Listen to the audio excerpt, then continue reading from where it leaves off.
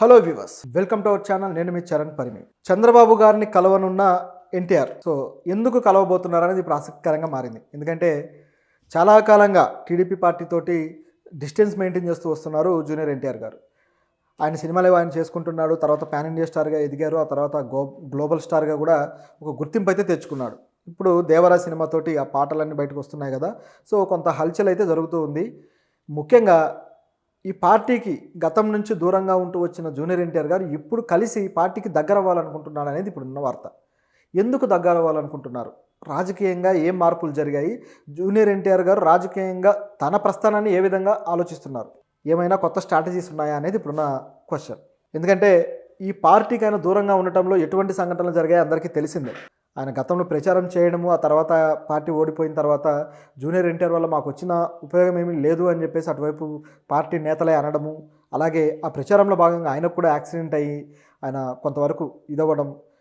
ఆ తర్వాత జూనియర్ ఎన్టీఆర్ని పార్టీయే దూరం పెడుతూ రావడం, ఇవన్నీ జరిగిన తర్వాత ఒక అవగాహన వచ్చేసింది. అవసరానికి ఉపయోగించుకొని దూరం పెట్టే వాళ్ళు ఎలా ఉంటారనే దాని మీద ఆయనకు ఒక అవగాహన వచ్చి సైలెంట్గా పక్కకి వెళ్ళిపోయాడు. ఆ తర్వాత గత కొద్ది కాలంగా జరుగుతున్న ఏ ఈవెంట్లలో కూడా జూనియర్ ఎన్టీఆర్ అయితే పాల్గొనట్లేదు. పార్టీ తరపు నుంచి జరిగిన ఈవెంట్స్, ముఖ్యంగా పార్టీ ఆవిర్భావ దినోత్సవాలు, అదేవిధంగా ఎన్టీఆర్ గారి శతదినోత్సవం కావచ్చు, మొన్న బాలయ్య గారి గోల్డెన్ జూబ్లీ ఈవెంట్ కావచ్చు, వీటన్నిటికీ ఆహ్వానించాము అన్నారు. కానీ జూనియర్ ఎన్టీఆర్ మరి ఎందుకు వెళ్ళలేదు? ఒకవేళ వెళ్ళకపోతే ఆయన సీరియస్గానే పార్టీకి దూరంగా ఉండటానికి మొగ్గు చూపాడా అన్న ప్రశ్నలు కూడా వచ్చాయి. ఇటువంటి టైంలో అసలైన ఈవెంట్స్కి ఆహ్వానించినా వెళ్ళిన జూనియర్ ఎన్టీఆర్ గారు ఇప్పుడు ఆహ్వానం లేకుండానే వెళ్ళి చంద్రబాబు గారిని కలవాలనుకుంటున్నారు అనేది ఇప్పుడున్న వార్త. ఆయన ఆలోచనల్లో ఎక్కడ మార్పు జరిగింది అనేది ఇప్పుడు ఆసక్తికరంగా మారింది. ఈరోజు అంటే కొన్ని గమనిస్తే మనకు కొన్ని పరిణామాలు అర్థమవుతాయి. ఈరోజు మోక్షజ్ఞ గారి బాలకృష్ణ తనయుడు మోక్షజ్ఞ తేజ గారి సినిమా లాంచింగ్ జరిగింది, అనౌన్స్మెంట్ అయింది. ఆయన పోస్టర్ కూడా రిలీజ్ అయింది. పోస్టర్లో చాలా కూల్గా నడుచుకుంటూ వస్తున్న ఇది ఇచ్చారు. ప్రశాంత్ వర్మ డైరెక్షన్లో ఇది రాబోతుంది. దీనికి సంబంధించి ఆల్రెడీ బాలకృష్ణ అభిమానులు, నందమూరి అభిమానులు హడావుడి అయితే స్టార్ట్ అయిపోయింది. మరోవైపు జూనియర్ ఎన్టీఆర్ కూడా మోక్షజ్ఞని అప్రిషియేట్ చేస్తూ, అలాగే ఆయనను ఆహ్వానిస్తూ ట్వీట్ అయితే చేశాడు. అది కూడా సినిమా ప్రపంచంలోకి ఆహ్వానం పలుకుతూ మోక్షు అంటూ అటు ప్రేమగా తమ్ముడిని పిలుస్తూ ఆహ్వానించాడు. దీన్ని బట్టి తనకన్నా చాలా సీనియర్ అయిన ఎన్టీఆర్ తమ్ముడిని ఈ విధంగా ఆహ్వానించడం అనేది చాలా మంచి విషయం. అయితే కుటుంబంతో ఆయన దగ్గరితనం ఎటువంటిది అనేది తెలుస్తూ ఉంది. అలాగే మోక్షజ్ఞతో ఉన్న ఆయనకు ర్యాపో కావచ్చు, ఇదంతా కూడా అక్కడ క్లియర్గా కనిపిస్తూ ఉంది. ఇది ఒక ఎత్తు, అంతా కూడా పాజిటివ్గానే ఉంది అని. ఎందుకంటే నిన్నటిదాకా బాలయ్యకి ఎన్టీఆర్కి పడట్లేదు, బాలయ్య అవమానించాడు, లేకపోతే బాలయ్య పిలిచినా వెళ్లకుండా బాలయ్యని ఎన్టీఆర్ అవమానించాడు, ఇట్లా రకరకాల వార్తలు వచ్చాయి. ఆ ఈవెంట్ టైంలో కర్ణాటక వెళ్ళిపోయి అక్కడ దర్శనం ఏదో చేసుకొని రావడం, ఇవన్నీ చూసిన తర్వాత ఈ వార్తలకి బలం చేకూరినట్టు అయింది. ఇప్పుడు చూస్తే ఒక్కసారిగా ఈ గ్యాప్ అంతా కూడా ఏం గ్యాపు లేదు, అంతా కూడా సమసిపోయింది, కేవలం ఈ ఊహాగానాలే అన్నట్లుగా ఇప్పుడు సీన్ అయితే కనపడుతుంది. మరి నిజంగా ఈ ఊహాగానాలేనా అంటే దీనిలో కొన్ని రకాల పద్ధతులు, స్ట్రాటజీస్ ఉంటాయి. పగలు ప్రతీకారాలు లాగా కాదు కదా. ఖచ్చితంగా ఒక ఇంటి కుటుంబం నుంచి వచ్చినప్పుడు ఆ స్పందన అనేది ఆ మాత్రం ఉంటుంది. మొన్నే చూసాం కదా, పవన్ కళ్యాణ్ గారు బర్త్డేకి అల్లు అర్జున్ గారు విషెస్ చెప్పారు. మరి అప్పటిదాకా వాళ్ళ మధ్య వైరం జరుగుతూ వచ్చింది, ఒకరి మీద ఒకరు ఇండైరెక్ట్గా సెటర్లు వేసుకున్నారు, అంత క్లియర్గా కనపడింది. అయినా సరే చెప్పారు. ఒక ఇంటికి సంబంధించి ఉన్నప్పుడు ఆ మాత్రం ఆప్యాయత, అనుబంధం అనేది సరైన సందర్భంలో బయటికి తీసుకురావడం అనేది వాళ్ళలో ఉండే ఒక మంచి క్వాలిటీ. అది ఇక్కడ కనపడుతుంది. అయితే దీంట్లో ఎందుకు చంద్రబాబు గారిని కలుస్తున్నారు, దీని వెనక ఏం జరగబోతుందని చూస్తే, చంద్రబాబు గారిని కలవడానికి గల కారణం ఏంటంటే ఈ వరదలు, విజయవాడ వరదలు ఏవైతే జరిగాయో, ఈ వరదల తరువాత సినిమా ఇండస్ట్రీ నుంచి మొట్టమొదటిసారిగా స్పందించిన వ్యక్తి ఎవరయ్యా అంటే జూనియర్ ఎన్టీఆర్ గారు. ₹1 కోటి ప్రకటించారు. తెలంగాణకి 50 లక్షలు, అలాగే విజయవాడకి 50 లక్షలు. ఎందుకంటే తెలంగాణలో కూడా భారీ నష్టం జరిగింది. ఇట్లా ప్రకటించిన తర్వాత మిగతా నటులు అంతా కూడా నటీమణులు ప్రకటిస్తూ వచ్చారు. ఇదొక ఎత్తు అయితే, ఇప్పుడు ఈ విరాళాన్ని డైరెక్ట్గా సీఎం నిధికి ప్రకటించారు కాబట్టి డైరెక్ట్గా సీఎం గారిని కలిసి ఇవ్వాలనేది జూనియర్ ఎన్టీఆర్ గారి ప్లాన్. దీంతోపాటు దీని ఒక అవకాశంగా చేసుకొని పార్టీతో ఉన్న గ్యాప్ని పూడ్చుకోవాలనుకుంటున్నట్టుగా కనిపిస్తుంది. అందుకే మోక్షజ్ఞ గారికి కూడా ఆ వెల్కమ్ చెప్పడం కానీ ఇవన్నీ కూడా చూస్తూ ఉంటే మరింతగా పార్టీతోటి మమేకం అవ్వాలన్న ఆలోచన కనిపిస్తుంది. ఎందుకు ఇప్పుడు అవ్వాలనుకుంటున్నారు? కొద్ది రోజుల క్రితం నుంచే టీడీపీ నాయకులు అయితే జూనియర్ ఎన్టీఆర్ని మా నాయకుడిగా అంగీకరించము, జూనియర్ ఎన్టీఆర్ని మేము యాక్సెప్ట్ చేయము అంటూ ఇండైరెక్ట్గా మాట్లాడుతూ వచ్చారు. డైరెక్ట్ చంద్రబాబు గారు అనలేదు, కానీ రాష్ట్ర స్థాయి పెద్ద నాయకులు అంటూ వచ్చారు.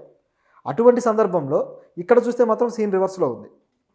ఎందుకని జూనియర్ ఎన్టీఆర్ గారు ఇప్పుడు పార్టీకి దగ్గర అవుతున్నారు అని లోకేష్ గారికి ఏమన్నా చెక్ పెట్టడానికి ప్రయత్నమా అంటే అది కాదు, కానీ అంటే అక్కడ అవకాశం కూడా లేదు. కానీ ఇక్కడ ఉన్న విషయం ఏంటంటే జూనియర్ ఎన్టీఆర్ గారు ఇప్పుడున్న ప్రభుత్వానికి అనుకూలంగా ఉండటం వల్ల తన కెరియర్కి ఎటువంటి ఇబ్బంది రాకుండా చూసుకోవడానికి ఒక ఆలోచన అయితే చేస్తున్నట్టు కనిపిస్తుంది ఓవరాల్గా. ఎందుకంటే గత ప్రభుత్వం ఆల్రెడీ ఎటువంటి పనులు చేసిందో చూసాం.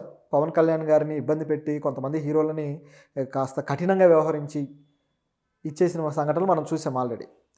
అదే పద్ధతిలో ఈ ప్రభుత్వం ఇలా చర్యలు తీసుకోకుండా కాస్త ఇదిగా ఉండటం కోసమే జూనియర్ ఎన్టీఆర్ గారు ఈ విధంగా స్టెప్ తీసుకున్నట్టు కనిపిస్తుంది. దాంతోపాటు మోక్షజ్ఞకి వెల్కమ్ ఇవ్వడం కూడా అది చూస్తూ ఉంటే కుటుంబానికి నేను అయిన వాడినే అని చెప్పుకోవడానికి ఆయన ప్రయత్నిస్తున్నట్టుగా ఉంది. పార్టీ తరపు నుంచి జరిగిన ఈవెంట్స్, ముఖ్యంగా పార్టీ ఆవిర్భావ దినోత్సవాలు, అదేవిధంగా ఎన్టీఆర్ గారి శతదినోత్సవం కావచ్చు, మొన్న బాలయ్య గారి గోల్డెన్ జూబ్లీ ఈవెంట్ కావచ్చు, వీటన్నిటికీ ఆహ్వానించాము అన్నారు. కానీ జూనియర్ ఎన్టీఆర్ మరి ఎందుకు వెళ్ళలేదు, ఒకవేళ వెళ్ళకపోతే ఆయన సీరియస్గానే పార్టీకి దూరంగా ఉండటానికి మొగ్గు చూపాడా అన్న ప్రశ్నలు కూడా వచ్చాయి. ఇటువంటి టైంలో అసలైన ఈవెంట్స్కి ఆహ్వానించినా వెళ్ళిన జూనియర్ ఎన్టీఆర్ గారు ఇప్పుడు ఆహ్వానం లేకుండానే వెళ్ళి చంద్రబాబు గారిని కలవాలనుకుంటున్నారు అనేది ఇప్పుడున్న వార్త. సో ఆయన ఆలోచనల్లో ఎక్కడ మార్పు జరిగింది అనేది ఇప్పుడు ఆసక్తికరంగా మారింది. ఈరోజు అంటే కొన్ని గమనిస్తే మనకు కొన్ని పరిణామాలు అర్థమవుతాయి. ఈరోజు మోక్షజ్ఞ గారి బాలకృష్ణ తనయుడు మోక్షజ్ఞ తేజ గారి సినిమా లాంచింగ్ జరిగింది, అనౌన్స్మెంట్ అయింది. సో ఆయన పోస్టర్ కూడా రిలీజ్ అయింది. సో పోస్టర్లో చాలా కూల్గా నడుచుకుంటూ వస్తున్న ఇది ఇచ్చారు. సో ప్రశాంత్ వర్మ డైరెక్షన్లో ఇది రాబోతుంది. దీనికి సంబంధించి ఆల్రెడీ బాలకృష్ణ అభిమానులు, నందమూరి అభిమానులు హడావుడైతే స్టార్ట్ అయిపోయింది. మరోవైపు జూనియర్ ఎన్టీఆర్ కూడా మోక్షజ్ఞని అప్రిషియేట్ చేస్తూ అలాగే ఆయనను ఆహ్వానిస్తూ ట్వీట్ అయితే చేశాడు. అది కూడా సినిమా ప్రపంచంలోకి ఆహ్వానం పలుకుతూ మోక్షు అంటూ అటు ప్రేమగా తమ్ముడిని పిలుస్తూ ఆహ్వానించాడు. సో దీన్ని బట్టి తనకన్నా చాలా సీనియర్ అయిన ఎన్టీఆర్ తమ్ముడిని ఈ విధంగా ఆహ్వానించడం అనేది చాలా మంచి విషయం. అయితే కుటుంబంతో ఆయన దగ్గరితనం ఎటువంటిది అనేది తెలుస్తూ ఉంది. అలాగే మోక్షజ్ఞతో ఉన్న ఆయనకు ర్యాపో కావచ్చు, ఇదంతా కూడా అక్కడ క్లియర్గా కనిపిస్తూ ఉంది. సో ఇది ఒక ఎత్తు, అంతా కూడా పాజిటివ్గానే ఉంది అని. ఎందుకంటే నిన్నటిదాకా బాలయ్యకి ఎన్టీఆర్కి పడట్లేదు, బాలయ్య అవమానించాడు, లేకపోతే బాలయ్య పిలిచినా వెళ్లకుండా బాలయ్యని ఎన్టీఆర్ అవమానించాడు, ఇట్లా రకరకాల వార్తలు వచ్చాయి. ఆ ఈవెంట్ టైంలో కర్ణాటక వెళ్ళిపోయి అక్కడ దర్శనం ఏదో చేసుకొని రావడం, ఇవన్నీ చూసిన తర్వాత ఈ వార్తలకి బలం చేకూరినట్టు అయింది. అది వాళ్ళ వైపు నుంచి వస్తే ఆ జెస్చర్ అనేది ఇంకా బాగుంటుంది. జూనియర్ ఎన్టీఆర్ ఎలాగో స్పందిస్తాడు, ఎలాగో కలుస్తాడు, చేస్తాడు. కానీ ఇటువైపు నుంచి ఆ స్పందన వచ్చినప్పుడు అది ఇంకా వాళ్ళ ఉన్న అనుబంధాన్ని చూపిస్తుంది, ఫ్యాన్స్కి కూడా బాగుంటుంది.